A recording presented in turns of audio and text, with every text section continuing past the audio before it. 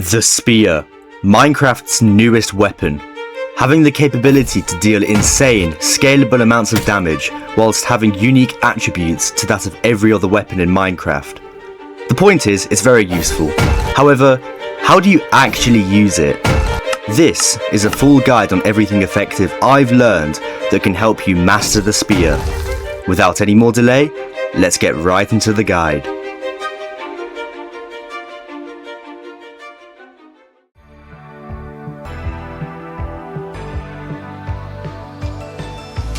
Before learning to use the Spear in combat, it's crucial to understand how the Spear actually works, as of its unique attributes in comparison to most of the other weapons in Minecraft. If you already understand how it works, feel free to skip to the next chapter. The Spear is more useful as a utility in combat rather than a primary weapon, such as the sword or the mace. It has two main attacks, the stab attack and the hold attack. The Spear's stab attack is performed by using left click. It allows you to attack entities directly in front of you at a range of up to 4.5 blocks, which is 1.5 blocks more than the normal 3-block reach of any other generic weapon. Furthermore, when enchanting a spear with the lunge enchantment, it causes you to lunge a certain amount of distance each time you perform the stab attack. These attributes are extremely useful, as I will explain further into the video. The spear's hold attack is performed while holding right click. This attack works much differently to the stab attack, scaling the amount of damage it acts upon an entity by the relative velocity of the player, similar to how the mace scales damage by height. This means that a player travelling by a greater speed via, say, an elytra will deal more damage than a player travelling by a horse. However, as the spear is held in the hold attack for longer periods of time, the attack gradually becomes weaker, as displayed by the animation of the spear here. Understanding this is necessary for the application of the hold attack. Now that you hopefully understand how the Spear works, it's time to move on to applying the Spear in combat situations. Now that you understand how the stab attack works, I'm going to show you two uses of the stab attack that can give you a great advantage in combat. When a spear is enchanted with lunge, specifically lunge 3, it can be used to effectively maneuver towards or away from an enemy, depending on if you're playing aggressive or escaping a trade to heal. As shown here, the frequency of each time that you can lunge is dependent on the spear's cooldown. This means that often using the stab attack to escape trades or aggro onto an enemy can often be too slow and ineffective.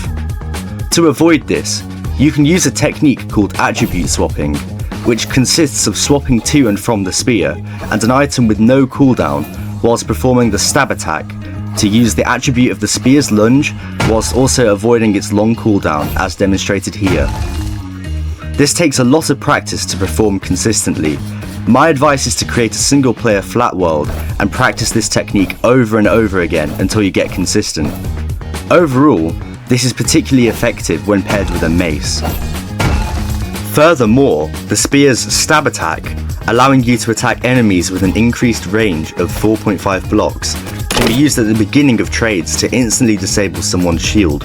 When pairing the spear with an axe, you can use the attribute swapping technique to swap from your axe and your spear and back to your axe, whilst performing a shield stun, allowing you to disable someone's shield before a trade has even started, and allowing you to aggro with your shield still up and subsequently win the trade.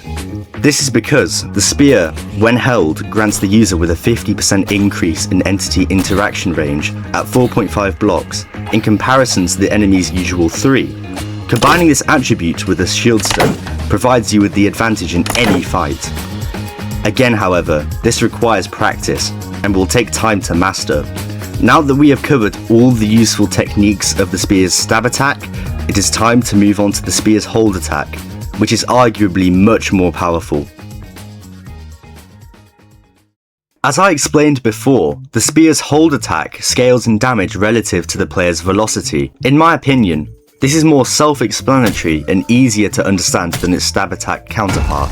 There are many methods to gaining a high velocity, such as an elytra or ice boating. This can be used in combat to deal insane one-hit kill levels of damage. Simply travelling at these speeds and making sure to perform the hold attack just before hitting your enemy as to avoid the hold attack weakening can one-hit your enemy. The hardest part of this is aiming correctly at your target, as it is harder to aim effectively when travelling at such high speeds.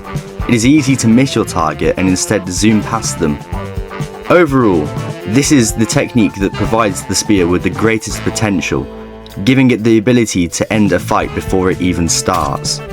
As well as this, there is a different, lesser known technique with the spear's hold attack that is arguably just as powerful, if not more. As you are falling, your velocity thusly increases. This means that you can perform mace-like attacks on enemies whilst dealing insane amounts of damage. Furthermore, this can also work on a player that is falling towards you, as the spear's damage also scales relative to the entity's velocity that the spear interacts with.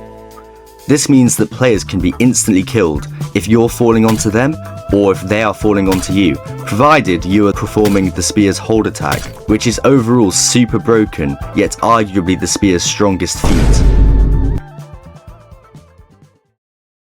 Overall, I hope that this explanation and guide of all the current techniques with the spear was useful. As it's a very new addition to the game, there will likely be more techniques discovered in future. However, these are the best and most useful in my opinion. If you haven't already, please consider subscribing, as this is low-key a really small channel and it would be awesome to see it grow. Only if you want to though. Thank you for watching.